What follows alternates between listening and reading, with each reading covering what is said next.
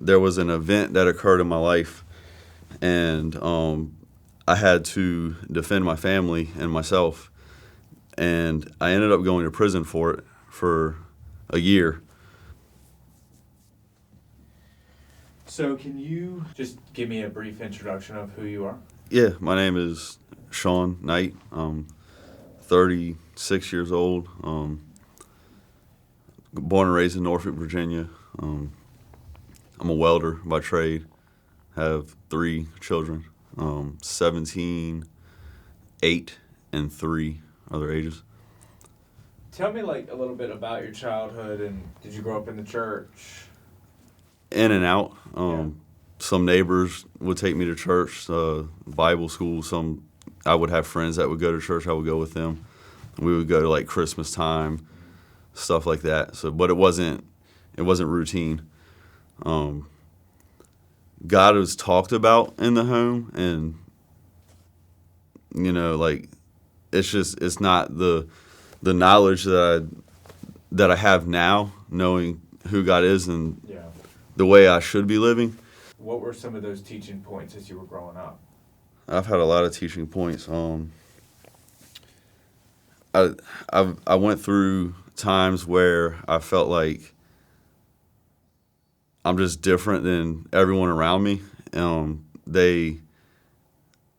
just I don't like to do the things that everyone's doing, like friends and stuff. They at some point through childhood until teen years, a lot of friends just want to get drunk and high all the time, and that's just like kind of became their life. And I just was like, no, this isn't where I'm supposed to be. I would feel that even though I was around them and I was doing it because they were doing it, I would always feel like, no, there's something else. There's something more, So I broke away from that. I had a child at 19, and that's my introduction to manhood, and I really try to do my best to give him a better life, and I try to set an example so he couldn't look at me and justify doing things wrong in his adulthood or through his life. So I made sure I was a model to give him to look at. What was the Lord doing to like draw you to him, to that point? So going back to teenage years, I was with some friends. We were in a hotel, and we were just hanging out, just smoking a little bit of weed, drinking, and there was a Bible. It was the Gideons placed it there, and one of my friends took the back page that was blank, and he ripped the page out and rolled up some weed with it, and that kind of struck me. I didn't like it. But then they took one of the last pages of Revelations and ripped it, and I took the Bible out of his hand, and I said, give me that. And I kept that Bible, and I don't know if I even hung out with them guys after that. And there are kids in the neighborhood I grew up with. But I started reading that Bible, and this was back in 2006, 2007.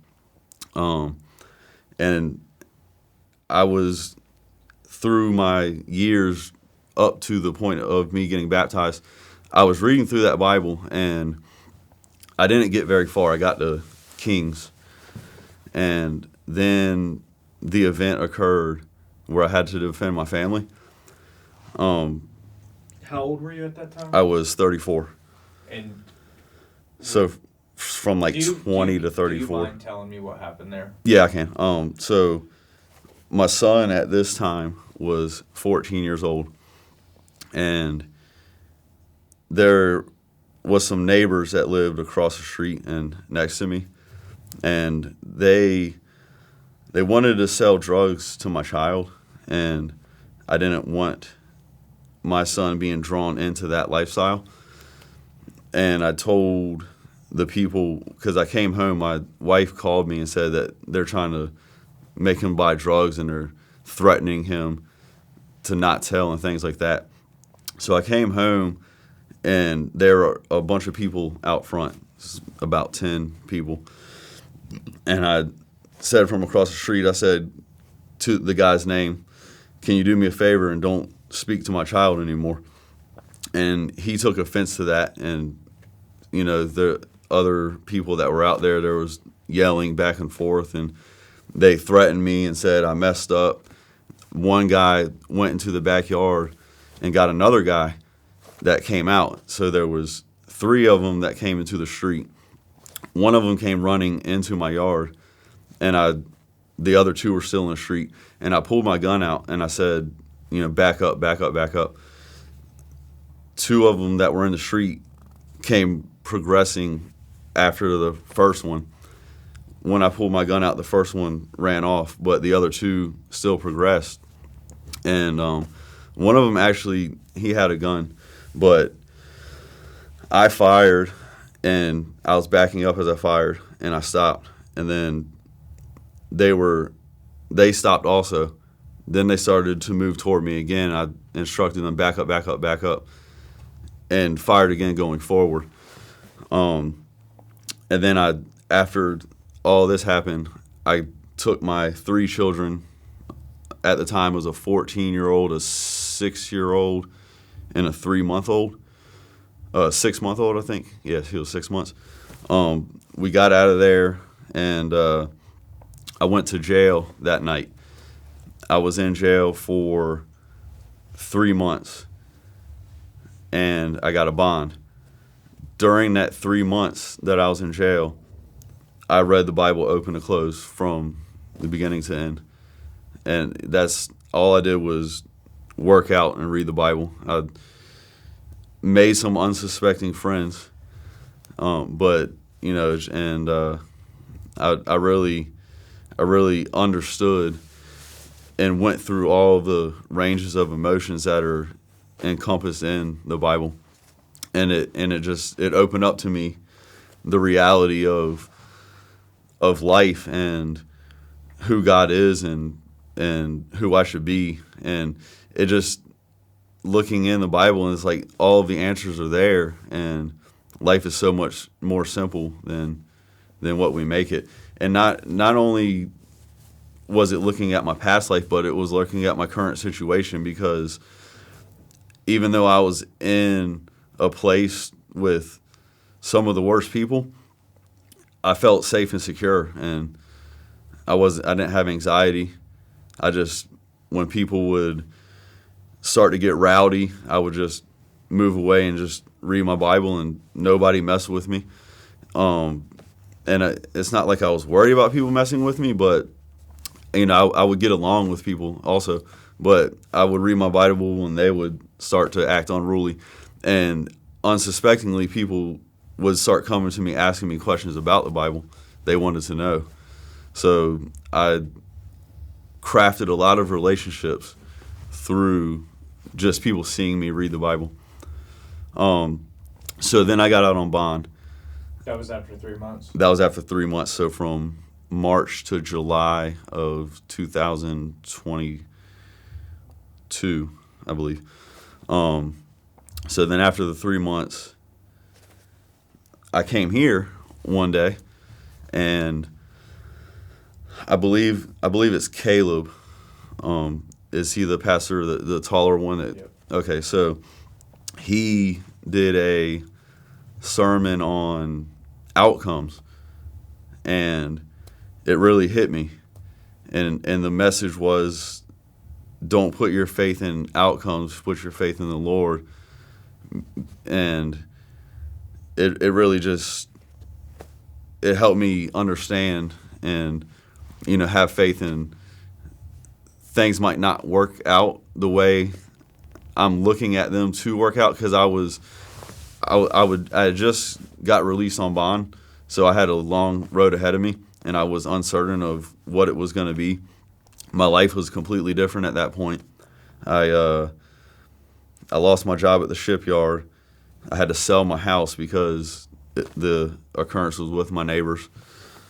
My brother opened up his home to me. My niece, she decided that she would go move in with my parents so that my wife and kids could live there with me at my brother's house in the room. So that was our current living situation. So all of my family was helping me. There was sacrifice with that. And I was blessed to have all the support that I had. So the road ahead, there was uncertainty, and I held on to the message of that sermon that day about the outcomes. And fast forward a little bit to the next year, 2023. My wife, she finishes her bachelor's degree, and we want to look outside of the area, somewhere to move.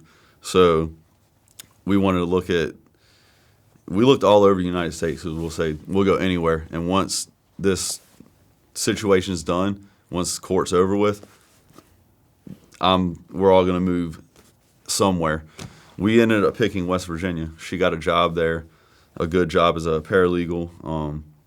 We picked out, she started living in a studio by herself in April, and then I had the children from April to June, and then June they moved out there with her. My sentencing was July 21st of 2023. So Father's Day happened, and I went up to West Virginia to visit with her and the kids. And she asked me what I wanted to do. I said, I want to go to church. I don't care what church we go to. I kind of like the more traditional style churches. She liked the more contemporary ones. She liked the churches like this, because we did come here times as a family. And we ended up going to a church that is like really similar to this church. It's called River Ridge in Taze Valley, West Virginia, I believe, Hurricane Taze Valley. And they had a event. They said that they're having a baptism on July 16th. And we ended up signing up for that. She kind of did the footwork to get it going, because I wouldn't have done it unless she did what she did. So then, we made a decision to get baptized. We got baptized as a family. It was my wife, I, and our son Tiernan. They didn't want to do Jackson because of his age. He was 2 years old at that time, or a year and some change. So we got baptized on July 16th, and then I was sentenced on July 21st to serve 16 months, but I had a year left from that date, because I had already done like 3 and some change. What was the charge? It seems like self-defense. So the reason it wasn't self-defense is because after I shot the first 2 times while I was backing up, then I advanced forward. And in Virginia, the laws are so loose that they can kind of make it go any way they want. So that moving forward made me the aggressor. Mm-hmm. So I was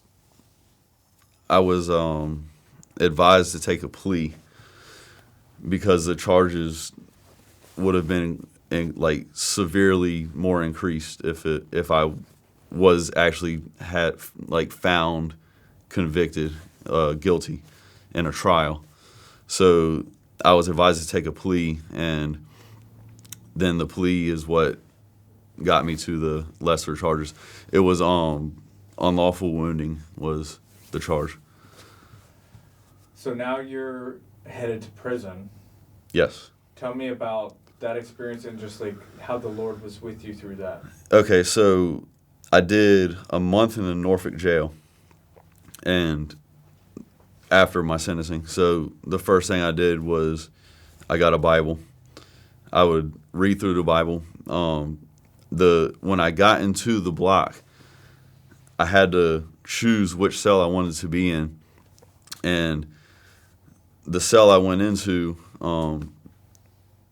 it was a bigger guy was in there, but I started talking to him, and we kind of kicked it off right away, and we knew some of the same people growing up, and I found out that he actually used to work at the company that I work for now, with my father and family. So that was kind of cool.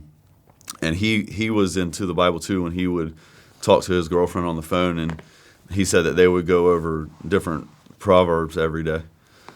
So I was reading the Bible in there again, and I was working out a lot, just focusing on myself, and I would make some friends. We play cards together, and after the Norfolk jail, I got moved to Nottoway, which is kind of in the middle of the state.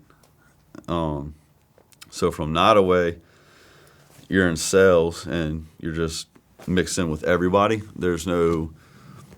You don't have a security level yet, so all security levels are just lumped together.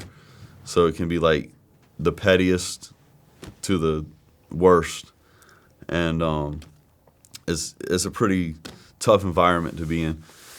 I kind of told people why I was in there, and the reason for that is like being a white man incarcerated. If you're not in a gang, then a lot of the people that are in there, they're in there for sex crimes, and I wanted to make clear, I'm not in here for that. Like, you can look at my papers. Like, no, that's.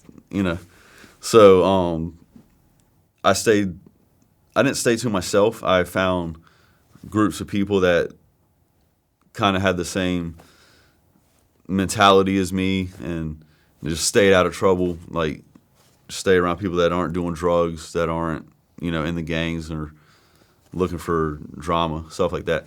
We would hang out, talk, play cards.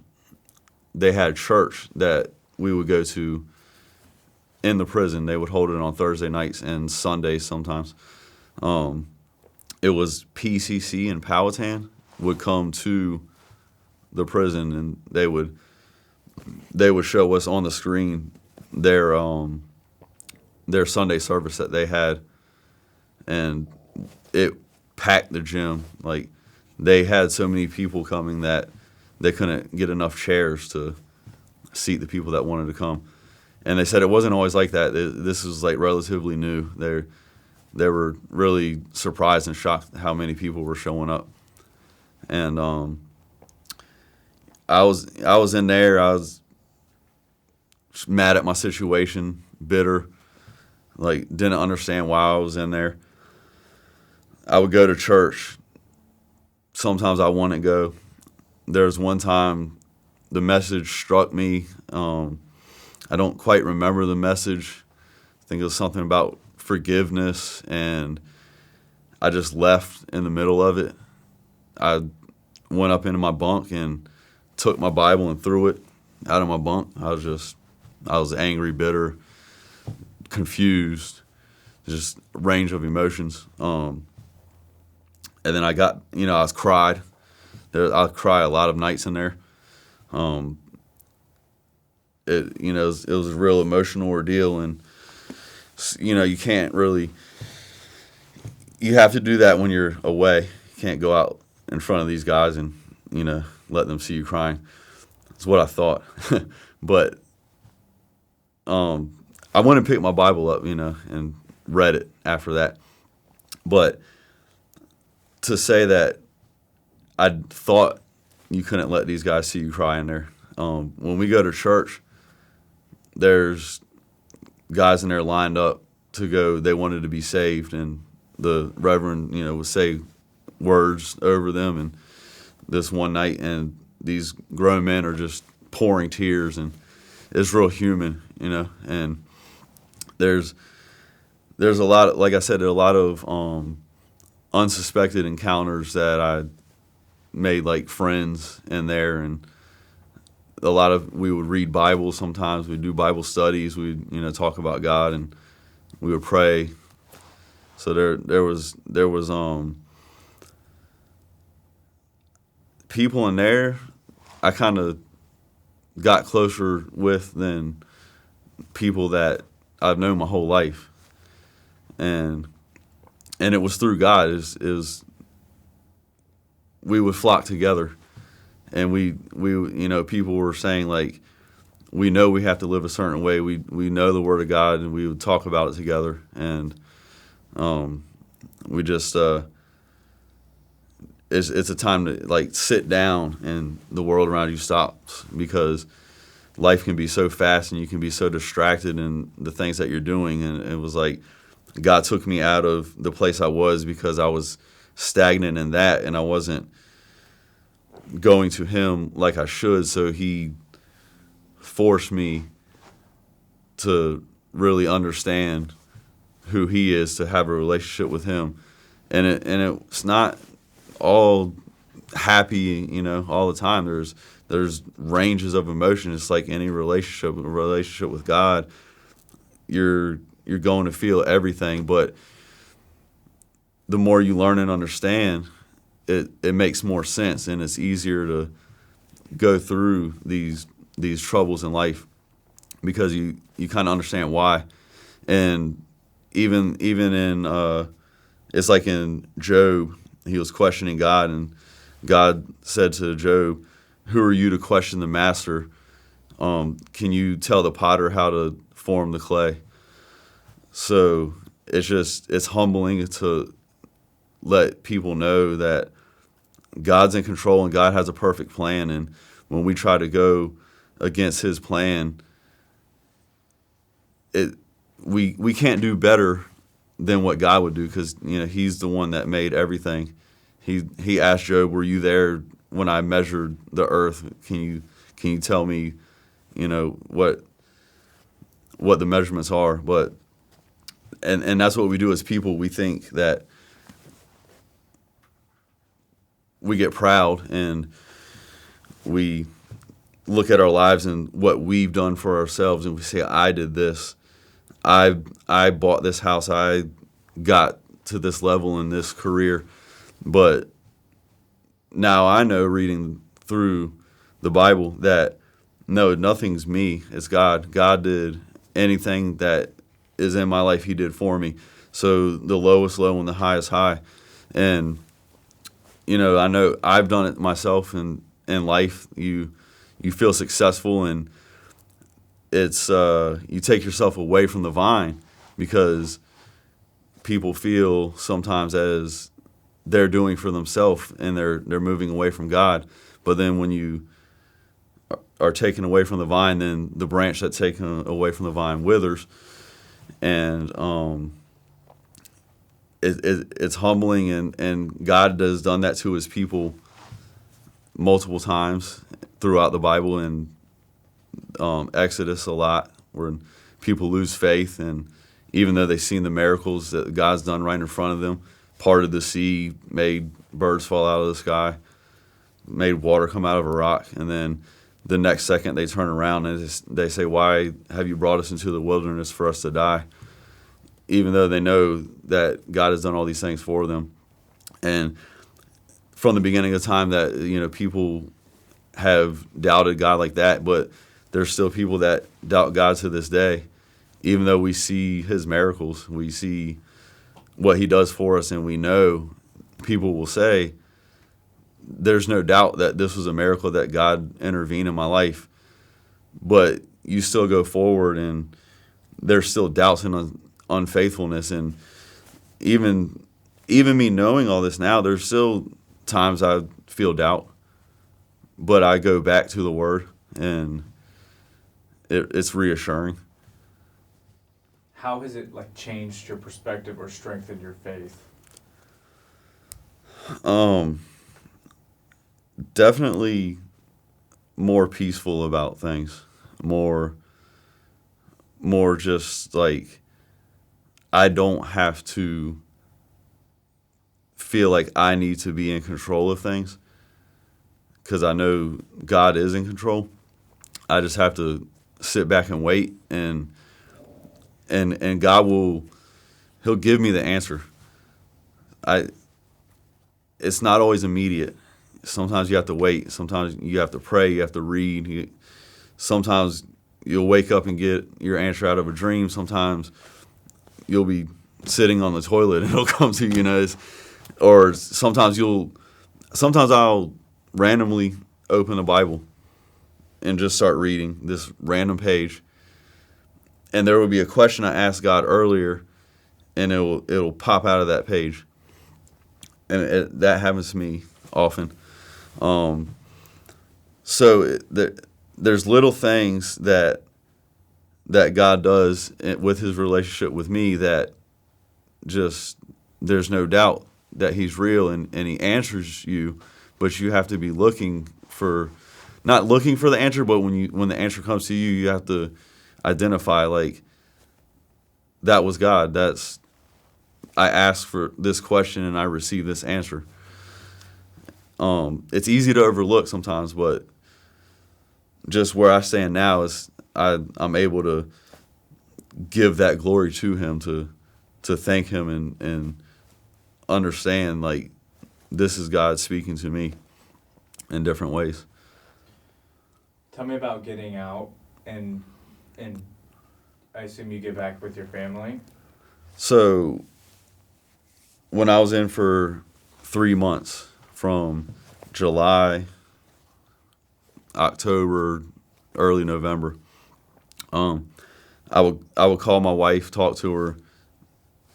15 minutes is the phone call allotment. So after the 15 minutes was up, she would say, call back and talk to the kids. I call back and talk to them.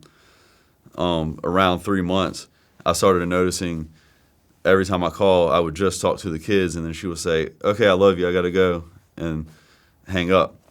So one day I said, is there somebody else? Because there was certain things that were leading me to feel that, for some reason she was spacing away. And I asked her, was there somebody else? And she said, no, I don't want you to think that. I can't wait for you to come home. I love you. I'm so busy with these kids. I don't have time to even think about anybody else. I don't want you to think that while you're in there.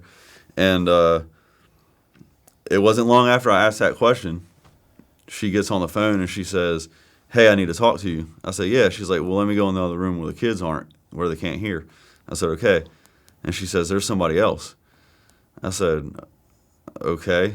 I said, she said, I was like, why? Like, why are you doing this? She's like, I'm lonely. I'm like, okay, but I'm in here for a year. Like, that's not that long. Like, we've been married for 10 years, have 2 kids. Like, you can't wait for 1 year. Like, obviously you don't love me if you're saying that you're ready to throw in the towel. She said, I require attention. So I kind of laughed, like, not out of, like, humor, but just out of, like, confusion. That's a weird thing to say. So I had to bear that burden while I was in there, thinking I was supposed to be moving to West Virginia once I was released with my 2 children that I had with her. My oldest son was staying here in Norfolk, Virginia, still with his mother. So things were going to be different for me based on what I thought was going to be the outcome, even more than the outcome of being sentenced. I didn't think I was going to even have to do time. But then I said, okay, I'll do this time. I have a plan. We're going to, this is what's going to happen. She's up there living. We had the kids set up. I was helping her fund that while I was on bond. I went to prison. The plan was still in effect. She was working a good job. I could easily get a job because I weld. I can work anywhere in the United States. So there was a future. There was a plan. Then when she told me what she told me, it was complete rock bottom. It was, everything was stripped away. I had to switch my home plan. My brother says his house is open to me. So when I was released, that's where I went, to my brother's house. I started working with a company that my dad and brother worked for, that I worked when I was 18. I started working there. I've worked on and off through the years. So that's where I'm currently working now.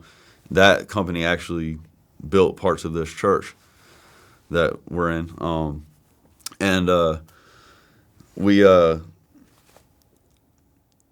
It was different. I wasn't sure what life was going to be like, where it was going to take me. I was starting over new, but at the same time, I was happy and excited and blessed that I had somewhere to go. Even though I came out, I kind of feel like a child again because I'm living in someone else's home. Didn't have a vehicle, and I'm, not really sure what's going to happen with my life, when I'm going to be able to buy a new home, a new vehicle. There was debts that she had acquired while I was in prison. She let the van go into repossession. So I'm, thinking of all these things that I'm going to have to pull together myself to make my life back to what it was. And it was a lot of weight to really consider. I come home. I made sure I had some of the friends I talked to in there. We had, what we're going to do when we get out. We would talk about that. There was things that I was looking forward to, and number one was going to church, working at the job I work at now, and just focusing on my children and seeing them and visiting with them as much as I possibly can. And I've done those things thus far. I'm going to continue doing those things. And so tell me about your walk with the Lord now. So now I'm trying to grow as a Christian. I'm trying to grow in my faith. I become a member of this church. I signed up I go to a class after Sunday service. I get up and come to the 8 o'clock Sunday service, and then I go to a fellowship class, a disciple maker class. I enjoy that. I'm the youngest guy in there, which is cool because I generally like to hang out with the older groups versus my age. I've just always drawn to the older people, like at work, at places like that. I've always went to the older crowds. I learned from them. But my walk with God is I'm trying to keep it going. I'm trying to grow. I'm trying to remember when the decision came to me. I was definitely in prison. I was out in Keene Mountain. It's like almost like Bristol, Tri-Cities area. And there was a Liberty commercial on the TV, and I knew about Liberty. Actually, my wife, she got her bachelor's from there, and I went to her graduation. And I actually passed Liberty on the way from Nottoway to Keene Mountain. We drove right past it. And I've always wanted to go back to college, but I put that on hold because I was working so much. And I wasn't sure what I wanted to go back for. I was doing an engineering degree, and I had a drafting job, and even though I was doing it, I just didn't feel purpose in it. I was good at it, and every job I've ever had, I was good at. I move up the ladder fast. Whatever employer I work for, they say good things about me. If I ever leave, they want me to come back if I ever want to. So just everywhere I've ever worked, I never really felt a purpose. So I thought maybe I should just go to check out Liberty and see what they offer on their Bible ministry courses. And I seen a ministry course at Liberty that I'm going to sign up for. I've decided that. I don't know exactly when. I have to get some things in order before I actually decide to go forth with that plan. But so that's where I'm gonna, I am right now with the Lord, with my relationship with Him, because I know that if I put my work in the Lord and my plans would be established. And that's one thing I'm leaning on is I don't really know what the outcome of going to school for that will be, but I know there's a purpose for it, and it was put into my spirit for a reason, and I need to follow that and stick with it. So I do want to add that now, going through the divorce in there, going through there's heartbreak, there's mixed emotions, there's a lot to go on with it, and it wasn't long after she broke the news to me that she told me she's pregnant. So, that was something more that I was put on me. But when I was incarcerated, when I thought about if I'm gonna date another woman, I realized these women I've always dated were always godless, and those times I was godless too.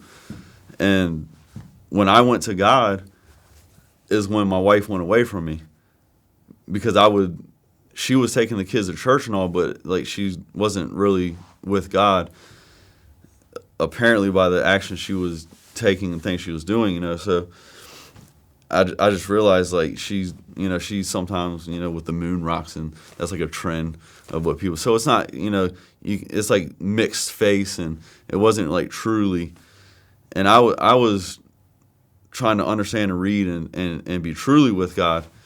And you can tell the difference in people's actions and words when they are truly trying to be with Jesus and God and live the way they're supposed to, and the ones that kind of not really sure.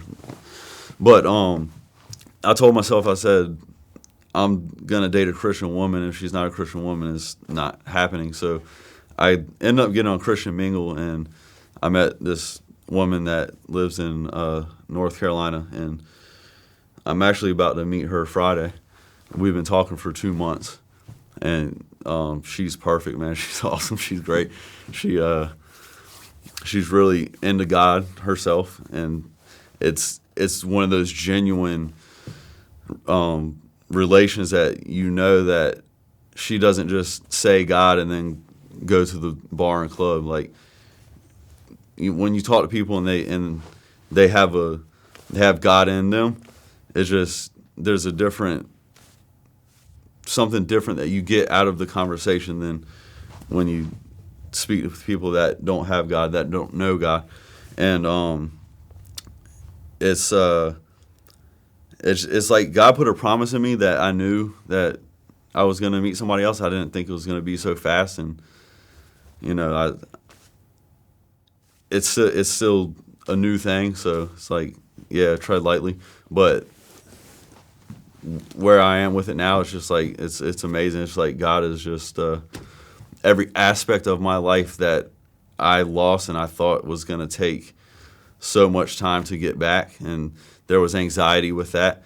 And I just kind of said, I need to trust God, trust His plan, sit still and let Him do what He does, and everything is just falling into place way faster than I could have expected it to. So it's kind of like your Job reference.